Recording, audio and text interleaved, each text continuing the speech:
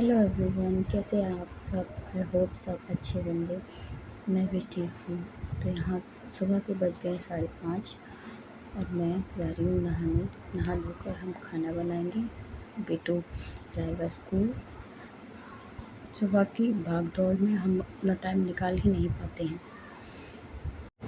लेकिन कोशिश करें कि हम अपने लिए एटलीस्ट 15 से 20 मिनट तो निकाल ही लें, जिसमें हम कुछ अपनी हेल्थ के लिए प्लान कर पाएँ। हम हाउसवाइफ की लाइफ इतनी बिज़ी है कि हम अपने लिए वक्त ही नहीं दे पाते हैं, जिसके कारण हमारे शरीर में छोटी छोटी बीमारियां लगी रहती हैं और हम उनको इग्नोर करते रहते हैं। आगे चलकर वही दिक्कतों का सामना हमें करना पड़ता है, जैसे कि मैं इस समय कर रही हूँ। अगर मैंने उस समय अपने लिए टाइम निकाला होता और अपनी हेल्थ पर ध्यान दिया होता तो आज मेरी ये कंडीशन नहीं होती।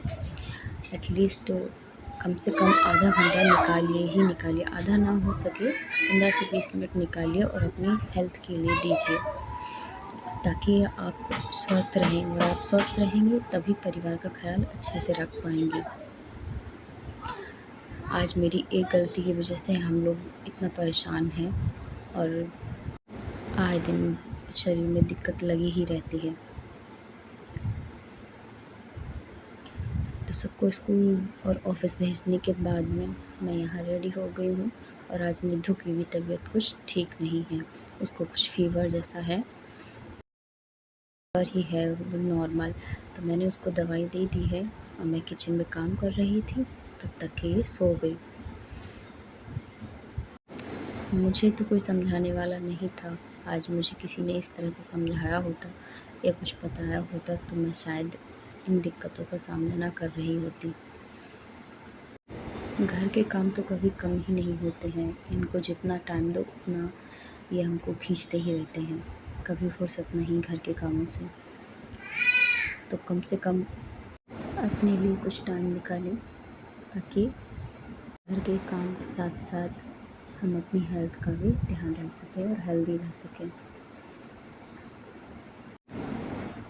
और बातों ही बातों में मैं तो भूल ही गई कि अब मेरे लिए कोई आया है पार्सल। मुझे पता भी नहीं था कि कोई पार्सल आ रहा है। एक्चुअली हुआ ये कि मेरे पति देव ने कुछ ऑर्डर किया मेरे लिए। ज़्यादा महंगा तो नहीं है, लेकिन है बहुत अच्छा, और मैं आपको दिखाऊंगी। बनी रहिए मेरे साथ।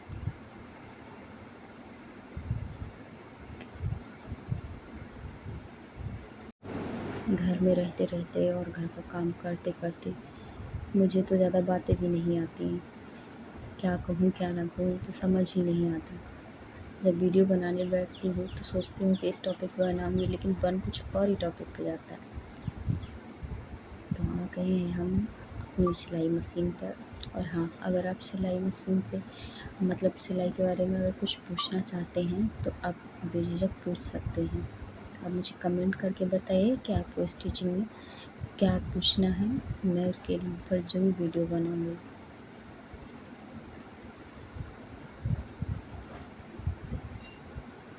घर के सारे काम निपटाने के बाद हम थोड़ा काम करेंगे। और ये है वो साड़ी जो पति देव लेके आए हैं। उन्हें ये साड़ी बहुत अच्छी लगी थी, बट बोल रहे थे इस पर रेड ब्लाउज़ लगाने के लिए। तो चलिए तैयार कर